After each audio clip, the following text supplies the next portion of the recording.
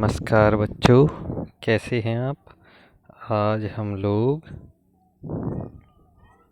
विशेषण के बारे में अध्ययन करेंगे। विशेषण तो आप लोग जानते हो, पिछली कक्षाओं में पढ़ चुके हो विशेषण के बारे में।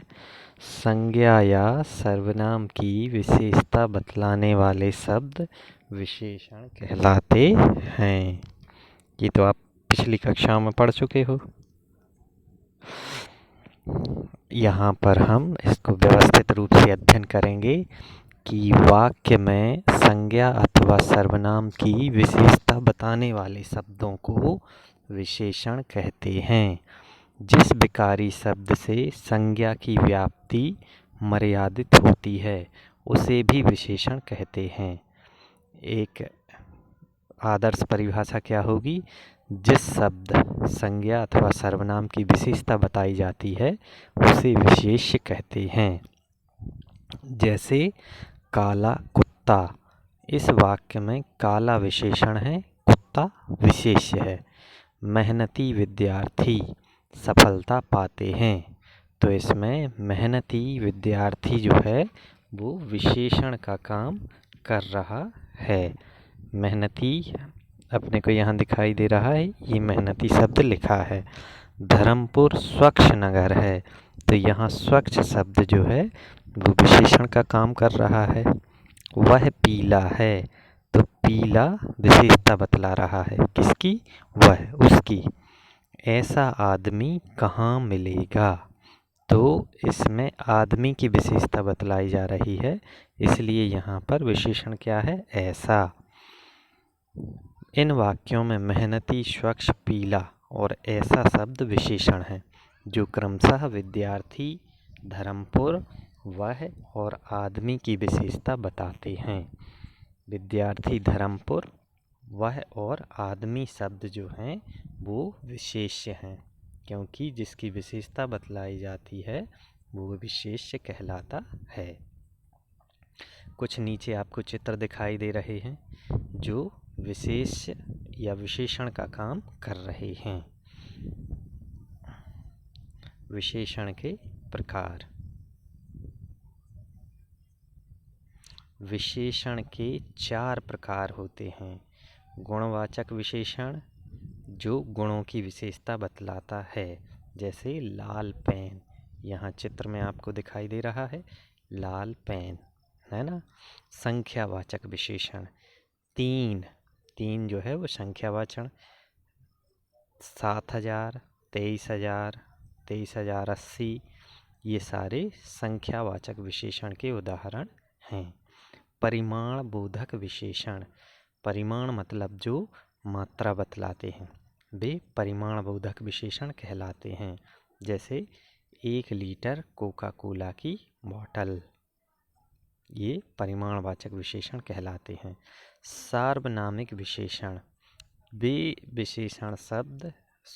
सर्वनाम शब्द जो संज्ञा के पहले सर्वनाम की तरह इस्तेमाल किए जाते हैं और वाक्य में विशेषण का काम करते हैं, वे सार्वनामिक विशेषण कहलाते हैं।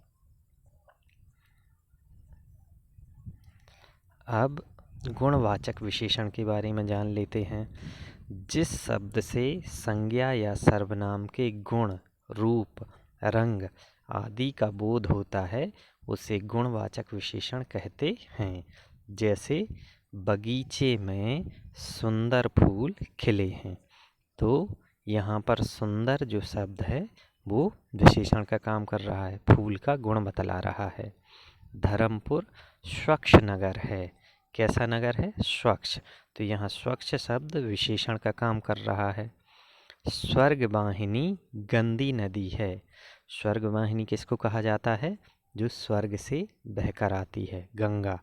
तो यहाँ पर गंगा जब धरती पर आती है तो गंदी हो जाती है, इसलिए वाक्य में प्रयोग किया गया है कि गंगा नदी कैसी है? गंदी, ये उसकी विशेषता बतला रहा है। तो ये गंदी शब्द जो है ये विशेषण का काम कर रहा है।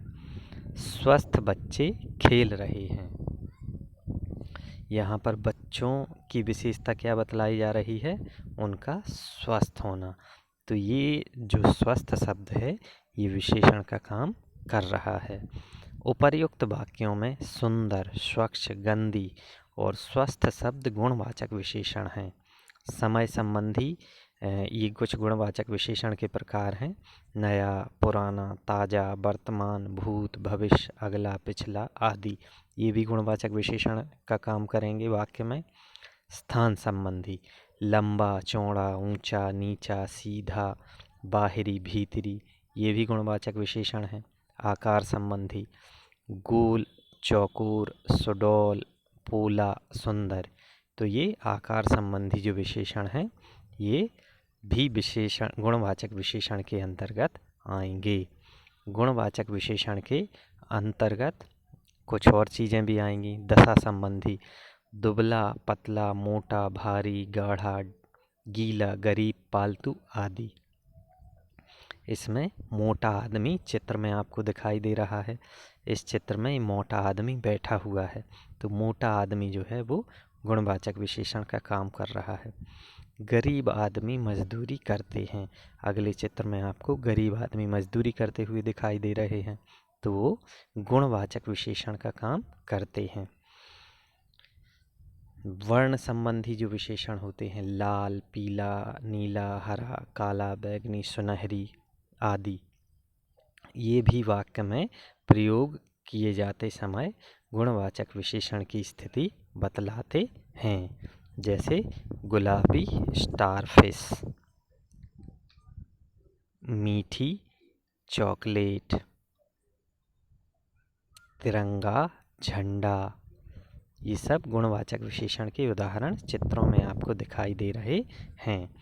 संज्ञा संबंधी विशेषण भी होते हैं जैसे मुंबई, बनारसी, लखनवी तो ये मुंबई शब्द से जो विशेषण बना है वो है मुंबईया। जब आपको कक्षा में संज्ञा शब्दों के विशेषण और विशेषण शब्दों से क्रिया शब्द बनाना सिखाए जाएंगे तब आपको ये प्रक्रिया और अच्छे से समझ में आएगी। मुंबई चूँकि स्थानवाचक संज्ञा है इसलिए ये इसमें या शब्द लग गया तो ये मुंबईया विशेषण हो गया। यहाँ पर ये विशेषण का काम करेगा। अगला जो विशेषण है वो है संख्यावाचक विशेषण। जिस विशेषण से संज्ञा या सर्वनाम की संख्या का बोध होता है उसे संख्यावाचक विशेषण कहते हैं। जैसे कक्षा में 40 विद्यार्थी हैं तो यहाँ पर 40 शब्द जो है वो संख्या का काम कर रहा है। दोनों भाइयों में बड़ा प्रेम है, यहाँ दोनों शब्द जो है वो संख्या का काम कर रहा है, भाइयों की विशेषता बतला रहा है। उनकी दूसरी लड़की की शादी है तो यहाँ पर दूसरी शब्द जो है वो भी विशेषण का काम कर रहा है।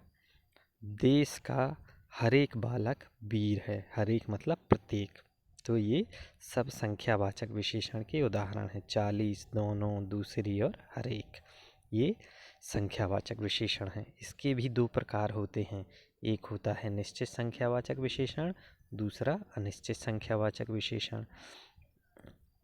अनिश्चित संख्यावाचक विशेषण मतलब जिसमें संख्या निश्चित ना हो। जैसे चित्र में आप देख रहे हैं कि चित्र में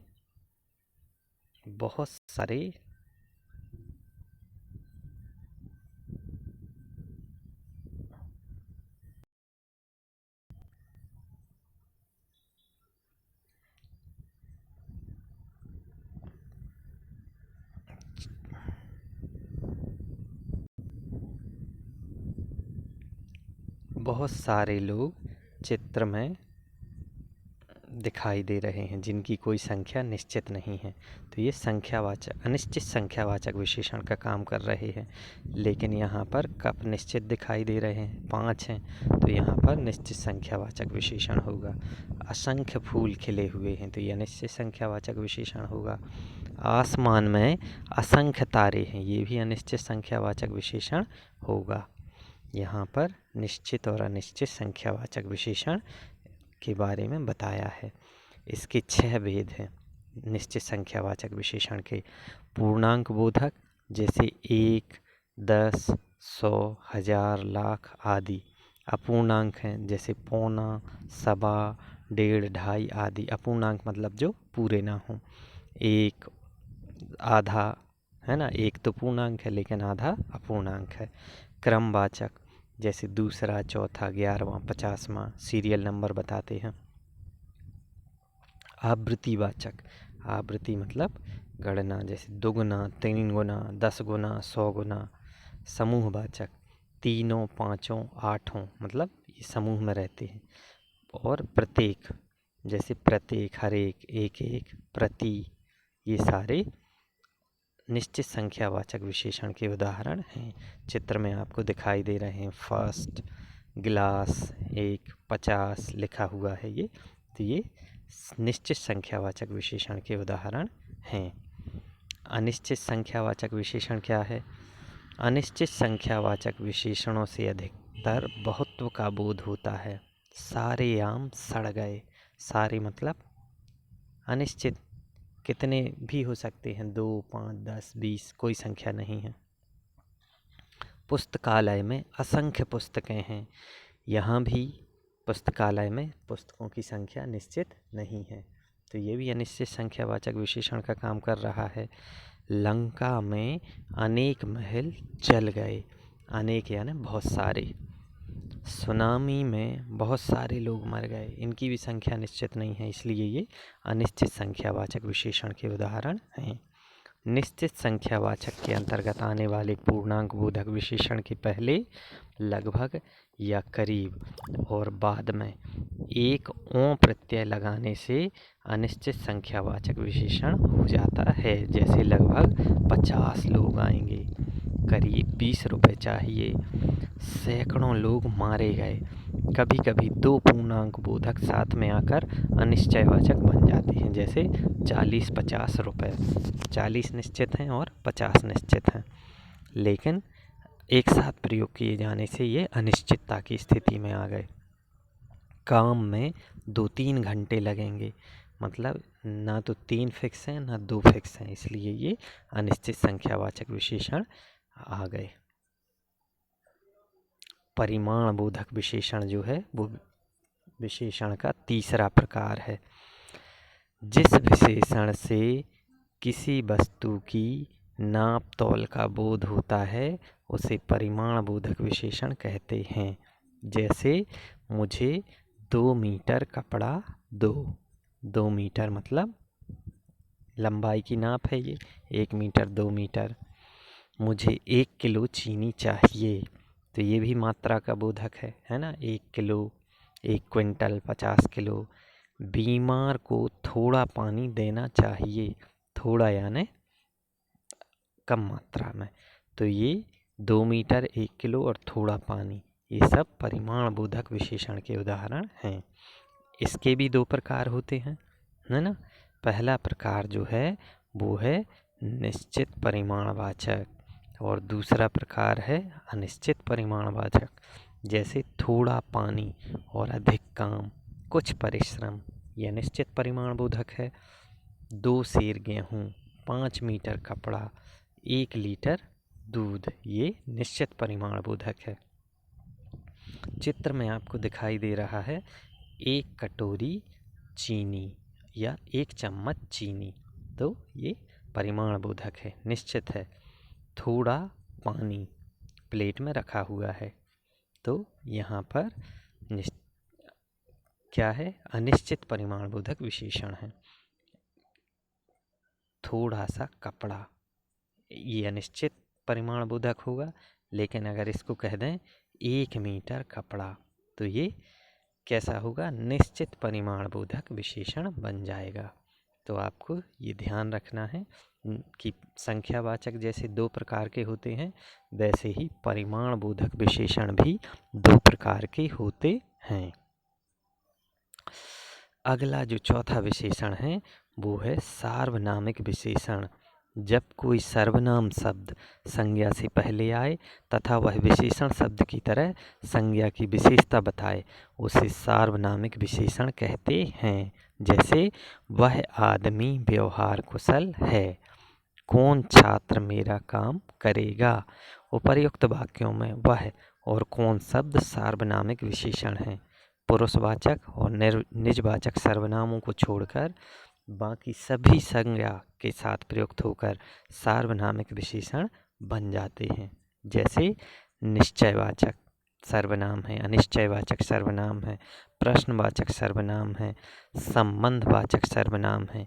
ये सर्वनाम के 4 प्रकार जो स्लाइड में आपको दिख रहे हैं, ये जब विशेषण की तरह प्रयोग किए जाते हैं तो ये सार्वनामिक विशेषण कहलाते हैं। इसमें आपको बहुत सारे उदाहरण मिल जाएंगे। यह मूर्ति, ये मूर्तियाँ, वह मूर्ति, वे मूर्तियाँ, कोई व्यक्ति, कोई लड़का, कुछ लाभ, कौन आदमी, कौन लोग, क्या काम, क्या सहायता आदि। संबंधवाचक जो सर्वनाम है, जो पुस्तक, जो लड़का, जो वस्तुएं आदि। व्युत्पत्ति की दृष्टि से सार्वनामिक विशेषण के 2 प्रकार हैं। एक तो है मूल सार्वनामिक विशेषण और दूसरा है यौगिक सार्वनामिक विशेषण। तो सार्वनामिक विशेषण भी 2 प्रकार का होता है। मूल सार्वनामिक विशेषण, सर्वनाम बिना किसी रूपांतर के विशेषण के रूप में प्रयुक्त होता है, उसे मूल सार्वनामिक विशेषण कहते हैं। जैसे वह लड़की विद्यालय जा रही है। कौन सी लड़की? वह लड़की। तो यहाँ पर मूल सार्वनामिक विशेषण होगा वह। पुरुषवाचक सर्वनाम है क्योंकि ये कोई लड़की मेरा काम कर दे, कोई लड़का मेरा काम कर दे। तो यहाँ पर कोई जो शब्द है वो अनिश्चयवाचक सर्वनाम है और यहाँ पर लड़के की विशेषता बतला रहा है, इसलिए ये सार्वनामिक विशेषण का काम यहाँ पर कर रहा है। कुछ विद्यार्थी अनुपस्थित हैं। तो कुछ मतलब उनकी मात्रा निश्चित नहीं है कि 10 हैं कि 20 हैं कि 2 हैं, है ना। यौगिक सार्वनामिक विशेषण, जो सर्वनाम मूल सर्वनाम में प्रत्यय आदि जुड़ जाने से विशेषण के रूप में प्रयुक्त होता है, उसे यौगिक सार्वनामिक विशेषण कहते हैं। समझ में आया ना। जो सर्वनाम मूल सर्वनाम में प्रत्यय आदि जुड़ जाने से विशेषण के रूप में प्रयुक्त होता है, उसे यौगिक सार्वनामिक विशेषण कहते हैं। किसे कहते हैं? ऐसा आदमी कहाँ मिलेगा। इसमें ऐसा शब्द जो है वो यौगिक सार्वनामिक विशेषण का उदाहरण है। कितने रुपये तुम्हें चाहिए। तो इसमें रुपयों की जो संख्या है वो निश्चित नहीं है, लेकिन विशेषण की तरह इस्तेमाल किए जा रहे हैं, इसलिए ये यौगिक सार्वनामिक विशेषण होगा। इतना मुझसे इतना बोझ उठाया नहीं जाता। इतना मतलब इसकी कोई मात्रा नहीं है, लेकिन ये विशेषण का काम कर रहा है बोझ का, तो ये सार्वनामिक विशेषण होगा। यौगिक सार्वनामिक विशेषण यह से, इतना, इतने, इतनी, ऐसा, ऐसी, ऐसे इन शब्दों से बनते हैं। वह से उतना, उतने, उतनी, वैसा, वैसी, वैसे इनसे बनते हैं। जो से जितना, जितनी, जितने, जैसा, जैसी, जैसे। कौन से, कितना, कितनी, कितने, कैसा, कैसी, कैसे, ये सारे यौगिक सार्वनामिक विशेषण के उदाहरण हैं। तो बच्चों, मुझे पूरी उम्मीद है कि आपने इस विशेषण के टॉपिक को बहुत ध्यान से पढ़ा होगा, और मुझे उम्मीद है कि मैं आपके विशेषण संबंधी जो भी आपके मन में कठिनाइयाँ थी उनको दूर करने का प्रयास करने में सफल हो पाया होऊंगा, ऐसी मुझे उम्मीद है। धन्यवाद। आप सभी का दिन शुभ हो।